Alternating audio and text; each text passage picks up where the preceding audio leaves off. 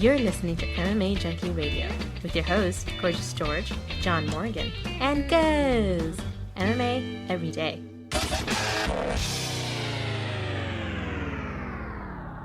And guys, there's no call screeners, are there, on this? No. Let everybody through, man. If there's crazy dudes like that other dude that want to ask me some hard, tough questions, let them. Yeah, I just didn't want him to take the time of the other ones that are solid. But when you get into a debate like that, you bring both the need facts. you both need to make your points, and I got no problem with that. Anybody wants to get on and go toe-to-toe on any of this stuff, believe me. Anybody out there that thinks that I wouldn't want to sign Fedor and bring him in, I'm just so sick of all the shit. Listen, we can debate all day long. He's either the best in the world or he's not. There's only one fucking way to find out. Have these guys fight, But that isn't in the Russians' plans, That's not what they've got a whole nother agenda. Do I think Fedor is scared? Fedor will fight anybody. I don't think that about him, But the reality is, I know things work different in Russia than they do in the United States, because in the United States, an athlete would tell his managers, I want to do this. This is what we're going to do. I don't think it's the same way around with Fedor. And you never had a direct conversation with Fedor, right? No. I think that his people run his career, and Fedor does not. I remember you saying you woke up that morning thinking, we're going to sign this guy. No, I know you did everything possible. I knew it. I knew that day we were going to do that deal. I said, this deal's getting done today. Me and Lorenzo are both on. We want this thing. We want to make it happen. It's happening today. And it fucking did. All right, let me mix in a couple. This is I asked Dana about making up with Sherdog, but on top of all that, it just seems like you've warmed up to a couple other internet sites, whereas before it was just MMA Weekly. Now MMA Junkie gets credentialed. It's just dependent. That whole listen. What everybody needs to understand is it's real easy to look at me and go, he's crazy. He just kicks everybody out, does this and that. When this thing started, I was good to everybody. I was good to everybody and brought everybody in. I wanted everybody to go along for the ride. And some people did some dirty shit. Some stuff that happens behind the scenes that the fans don't know about. But, of course, in most of the situations, I'm going to come out looking like the bad guy because I'm the guy taking the stance and everybody gets to cry, and I'm not going to talk about it publicly. But you know what? I'm a grown man, and I've had some beefs out there.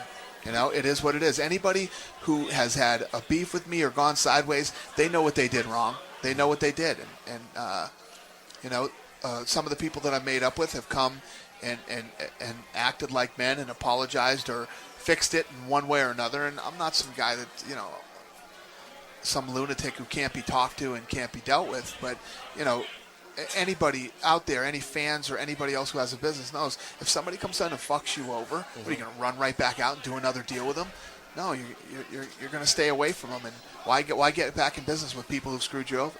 Murph wants to know, can we ask you about the Fighters Summit and what was the main goal there? And did it go off like awesome. You wanted? Yeah, it's the second year. It's our second year of doing it. Basically, it's like a mini camp like they do in the NFL. We bring these guys in and we talk to them about everything from taxes to Twittering, teaching them how to Twitter and out of the sportsbook, things to market themselves and their lives and how to make their lives better and lots of stuff. It's I think if you asked all the fighters there, we have pretty much every one of them said it was awesome, man. It's cool. It's a chance for us to get together and talk about business. What I said, I think it really shows the legitimacy of the sport and the organization. Kind of like the NFL, the NBA has their rookie camps, and they've got to bring everybody in and educate and make them savvy. It's something you have to do. I think it's real important. We've done it 2 years now, and it's been great. Switch up the topics a little bit. One of the questions we get a lot here is about the judging.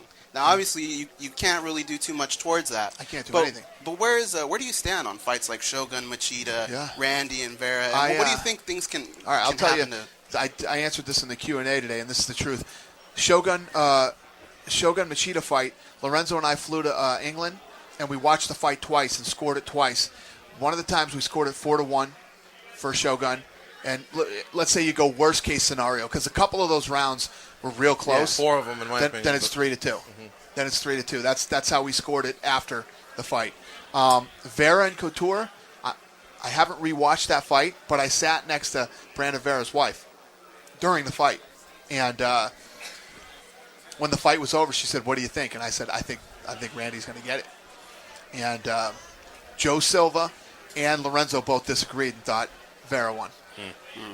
So, you can sit there ringside and everybody can have their own. It's a commission thing, though. It's nothing. And what you have to understand is, not only do they not give a shit what I think. I think they actually try to kick me in the nuts sometimes with their, Mazzucatti keeps coming back, and they know how bad I hate him. And one time I was in California. We did the fight in L.A. They fucking bring Mazzucatti to fucking California to ref, One thing I was happy about when I was in California, no Mazzucatti. And there he is, And let me tell you, I couldn't mean it any more than when I say it. They don't give a shit what I think. And one of the great things that we have right now is Mark Ratner, whom is probably the most respected man ever. Great acquisition back in 2005. I remember that. Probably the most respected man ever in the history of fucking any fighting sport. Because in fighting, everybody hates everybody, and everybody's always fighting with everybody. But nobody hates Mark Ratner. Nobody fights with Mark Ratner. So having him there and helping to and listen, I don't want to make it sound like I'm smashing the commission, because we run toward regulation and we want the commission there. And 99.9% of what the commission does for the athletes and everything is great, But there's some problems right now with roughing and judging.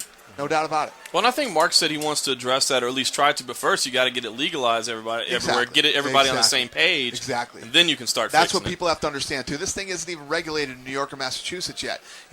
Ontario, We're trying to build this thing into a sport. And what a sport is the same game we play here in the United States, like soccer, is the same game everybody else plays everywhere else. So we got a lot of work to do. All right, let's crank out some calls real fast.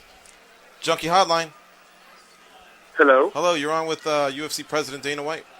Hello, I'm calling all the way from Liverpool, England. Holy Is shit. this the real Dana White? Yeah, it's the real Dana White. Oh, if I had a Are you really calling from England? Would you take my suggestion? Yes. Oh, Gerald Harris. From the, I was That's just Gerald wondering, Harris. Gerald. Gerald Harris. You fucker. Yeah, man, I just gonna say what's up. Hey, it was good to see you up on the city. Hey, what are you doing, man? Oh, man, I called like 4,000 times to get through. So y'all owe me some minutes, man. I got a prepaid phone. This is the bump fight. He goes, you owe me some minutes. I got a prepaid phone.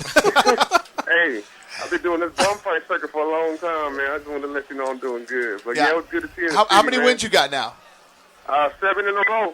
7 in a row? Yeah. They told me to be somebody from the UFC, man. I'm trying to fight. Whoever get cut, I'm punching him in the face. Sounds like you're ready to come back then. Yeah, man. So if somebody get cut, let me know. I'll fight him in the parking lot. You know what I'm saying? I want you back. You're one of my favorite kids, man. We'll get you back soon, I promise. Yeah, I'm sorry about that car. I saw the pictures, I think. You didn't get injured, did you?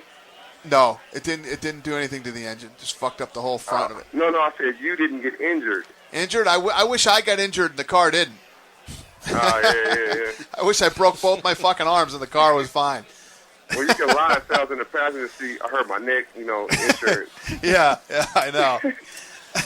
All right. Thank God I didn't have Elliot with me, or he'd be pulling that shit right now on me. I would have rolled out the car, even if it was your fault. I ain't even gonna lie. Elliot would have started smacking himself in the face with his camera and rolling around on the ground and shit. Yeah, man, but yeah, it's good to see you on there. I ain't gonna kill y'all time, but yeah, but I mainly want to say thanks for coming up on the city. Thanks, Been bro. whooping butt. So call me on my cell phone. What the fuck you doing? Call me on a radio show. I don't got your cell phone number, man. You told me you were gonna give it to me after the show, and you then I ducked out on you, huh? Yeah, that's dude, I put it up on. Give it to him now. Exactly, I put it up on internet sites and shit. You think I'm not going to give it to you? Tweet it. I didn't think I know you got the other people's phone, and you got the real phone. I didn't want the other people's phone number. Call me at the office on Monday. I don't got that number either. Oh my God, dude! We'll give it to you, Gerald. Fucking fought on the show, for Christ's sakes. Yeah, I know. Man. Hey, I almost had to sneak into the finale too. Do you guys have I'll pass it to him. He's going to give it to you, okay? Call me at the office on Monday. I appreciate it, man. All right, brother. All right, Gerald. Late.